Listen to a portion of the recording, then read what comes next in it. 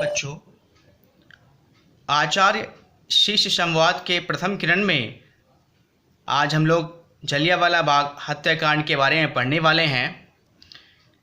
जलियांवाला बाग पंजाब राज्य के अमृतसर नगर के बीच में स्थित है और चारों ओर से दीवारों और मकानों से घिरा हुआ है। 13 अप्रैल 1919 ईस्वी को शाम के समय लगभग 20,000 भारतीय इस बाग में एकत्र हुए थे। ये सभी भारतीय यहाँ पे रॉलेट एक्ट कानून का विरोध करने के लिए उपस्थित हुए थे। अब रॉलेट एक्ट क्या है? तो भारत में उभर रहे राष्ट्रीय आंदोलन को कुचलने के लिए ब्रिटिश सरकार ने यह कानून बनाया था। इसे काला कानून भी कहते हैं और इससे ब्रिटिश सरकार को यह अधिकार प्राप्त हो गया था कि वह किसी भी भारतीयों पर बिना मुकदमा चलाए, अदालत में बिना मुकदमा चलाए उसे जेल में बंद कर सकती है।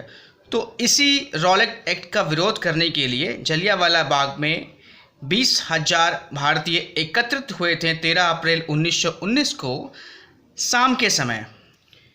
इसी बीच इस स्वतंत्रता आंदोलन को कुचलने के लिए जनरल डायर नामक एक अफसर अपने सैनिकों के साथ इस बाग में पहुंचा और उसने भीड़ पर अंधाधुंध गोलियां बरसाई।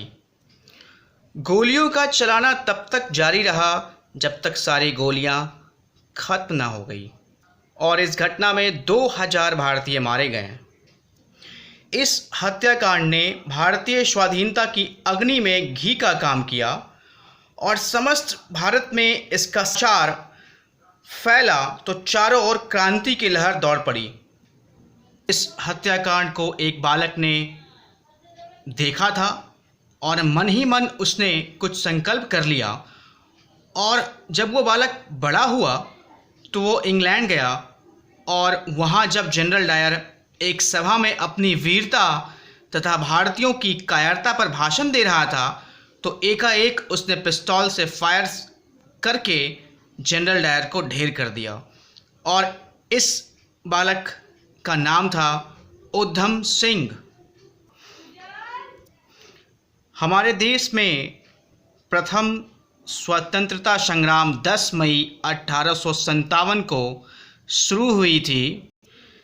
इस संग्राम का उद्देश्य था अंग्रेजी शासन को भारत भूमि से जड़ से उखाड़ फेंकना। अंग्रेज हमारे देश में व्यापार करने आए थे और धीरे धीरे व्यापार करते करते वो हमारे देश पर कब्जा करना शुरू कर दिए थे। जब अंग्रेज़ों की अत्याचार की सीमा काफ़ी बढ़ गई थी तो हमारे देश में 1857 ईस्वी में प्रथम स्वतंत्रता संग्राम स्टार्ट हुआ था। इस स्वतंत्रता संग्राम में अनेक भारतीयों ने भाग लिया, जैसे झांसी की रानी महारानी लक्ष्मीबाई, अध्यापक अजीमुल्ला खां, वीर सरदार तात्या टोपे,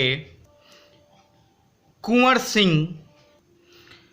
क्रांति का संदेश देश के विभिन्न भागों में पहुंचाने के लिए लाल कमल का फूल और चपाती का इस्तेमाल किया जाता था।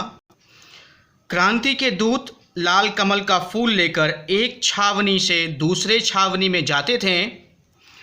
वहाँ प्रत्येक सैनिक उस कमल के फूल को अपने हाथ में लेता और फिर दूसरे सैनिक के हाथ में दे देता।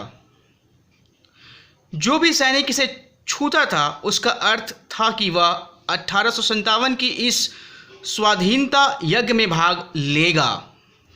इसी प्रकार गांव-गांव में रोटियां भेजी जाती थी। गांव का प्रत्येक व्यक्ति इस रोटी का एक एक टुकड़ा खाता था और प्रतिज्ञा करता था कि वह अंग्रेजों के विरुद्ध इस संग्राम में भाग लेगा।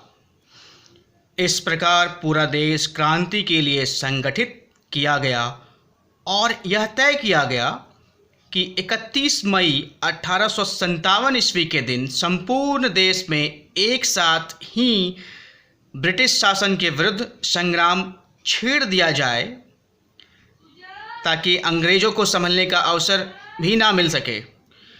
परंतु गलती से सैनिकों में विद्रोह की आग कुछ पहले अर्थात 10 मई के दिन ही फूट पड़ी। अब सैनिकों में विद्रोह के बारे में हम लोग अगले वीडियो में पढ़ेंगे। धन्यवाद।